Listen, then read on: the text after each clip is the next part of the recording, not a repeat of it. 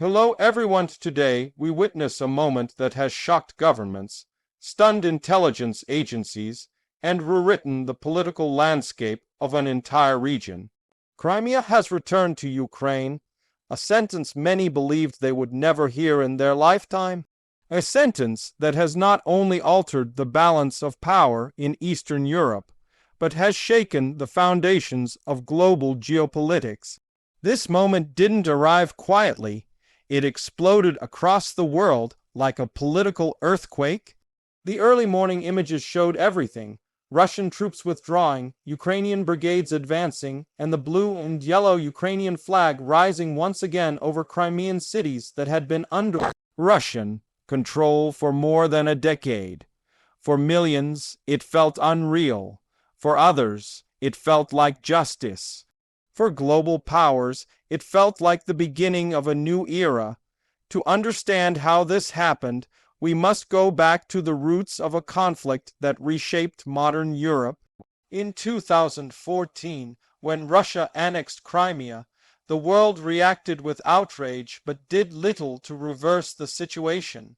Sanctions were imposed, diplomatic statements were made, and military advisors wrote reports.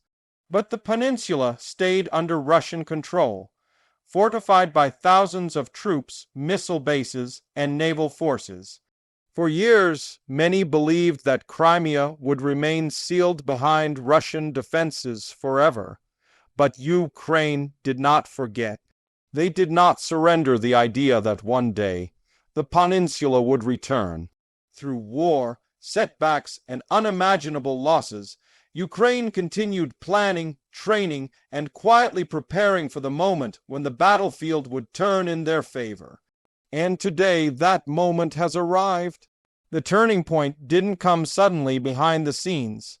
A complex web of intelligence breakthroughs, technological advances, and political shifts built the foundation of Ukraine's historic victory. It began when Ukrainian intelligence detected something unusual inside Crimea. Russian forces, exhausted from months of fighting elsewhere, were quietly rotating out skilled units and replacing them with newly mobilized soldiers who lacked experience and discipline. Satellite data revealed shrinking ammunition depots, fuel shortages, and signs of internal confusion. Crimea, for the first time in years, was exposed. Ukraine seized the opportunity. Under a covert operation known internally as Storm Horizon, Ukrainian commanders began coordinating every available resource. They deployed elite Marine brigades trained abroad. They prepared long-range precision missiles capable of striking deep into Russian military infrastructure.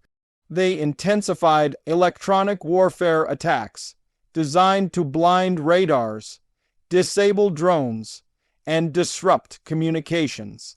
They inserted special forces inside Crimea weeks before the operation began, gathering intelligence, mapping enemy positions, and sabotaging key nodes. Then the skies changed. For months, Ukraine had been quietly building one of the world's most effective drone networks. These weren't just reconnaissance drones, they were high-speed naval drones, long-range strike drones, and advanced AI-guided systems designed to overwhelm Russian air defenses.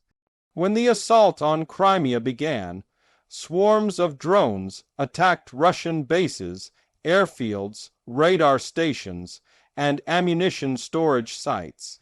The strikes were precise, frequent, and devastating. Within hours, Russia's defensive systems were crippled. With Crimea's defenses collapsing, Ukrainian forces launched an unexpected amphibious operation across the Black Sea. This wasn't a massive D-Day style landing. It was surgical, fast, and shockingly effective. Small, highly trained units moved under cover of darkness, using stealth boats and naval drones to breach the coastline. Within minutes, they captured critical beachheads and pushed forward, supported by missile strikes and electronic warfare. Russian forces, already weakened and disorganized, struggled to respond. Their command centers had been damaged by drone strikes. Their communication networks were jammed, their fuel depots were burning. As Ukrainian units advanced deeper into Crimea, local resistance groups who had been quietly preparing for years began assisting by cutting off roads, sabotaging convoys, and providing intelligence. What happened next stunned even Ukraine's own allies. Within 72 hours, Russian troops began withdrawing from multiple positions across Crimea, not because they wanted to, but because they were forced to. Ukrainian forces were moving faster than expected, using a mix of Western, trained tactics and advanced drone warfare that overwhelmed traditional Russian strategies. For every Russian armored vehicle destroyed, Ukraine lost almost none. For every Russian position hit, Ukrainian forces gained ground. The psychological impact was enormous. Videos circulated online showing Russian soldiers abandoning equipment, fleeing bases, and complaining about lack of supplies. Russian commanders reportedly argued over retreat routes, while panic spread among occupying officials. The Kremlin attempted to control the narrative, but the images were impossible to hide. Meanwhile, in Ukraine, morale soared. Cities erupted in celebration as news spread. For millions of Ukrainians, Crimea was more than just territory. It was identity, history, and national pride. Its return felt like a wound finally beginning to heal. Internationally, the shockwaves were immediate. NATO officials convened emergency meetings. China issued cautious statements urging restraint. European markets surged as energy fears eased. Middle Eastern governments reviewed their alliances. Intelligence agencies across the world scrambled to understand how Ukraine had executed one of the most successful surprise military operations of the 21st century. But while the world celebrated, Russia faced a crisis unlike anything it had experienced since the end of the Soviet Union.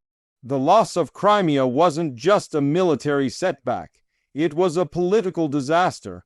The peninsula had been declared forever Russian.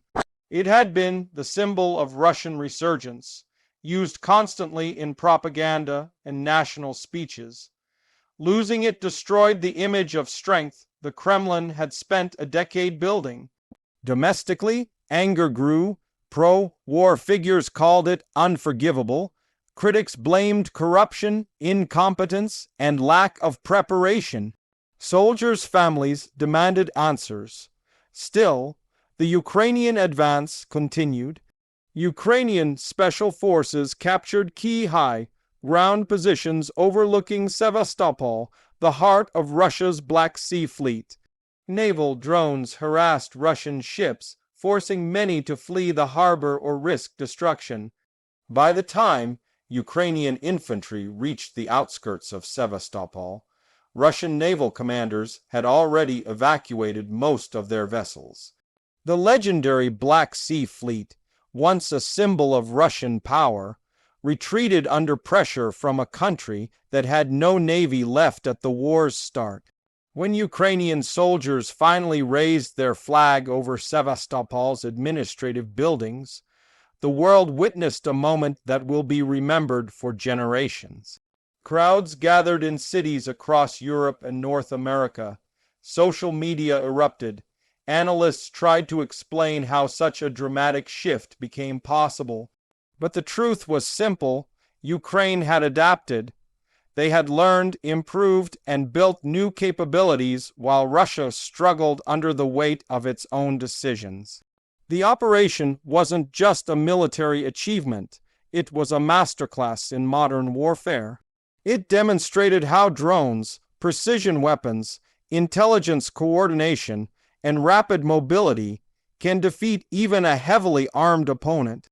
It showed that determination, strategy, and innovation can outperform sheer numbers. For Ukrainians, the moment was emotional. Families separated since 2014 reunited. Crimean Tatars, who had faced discrimination for years, waved flags in celebration. Streets filled with people hugging, crying, and singing. The world watched as the peninsula, long assumed lost, came alive with hope. And yet, behind the celebrations, experts warn that this moment could reshape global politics for decades. Russia's retreat raises questions about its future role in the world. Neighboring countries are reassessing their security. NATO is reviewing new defense lines, and nations across Asia, Africa, and Latin America are studying Ukraine's methods, understanding how modern conflicts might unfold. But for today, the focus is on one reality, one that seemed impossible to many, one that marks a turning point in history. Crimea has returned. The world is stunned, and Ukraine stands victorious. This is not the end of the story. This is the beginning of a new chapter, one that will influence borders, alliances, and global power in ways we are only starting to understand. But one truth is undeniable. The world has changed, and history has been rewritten before our eyes.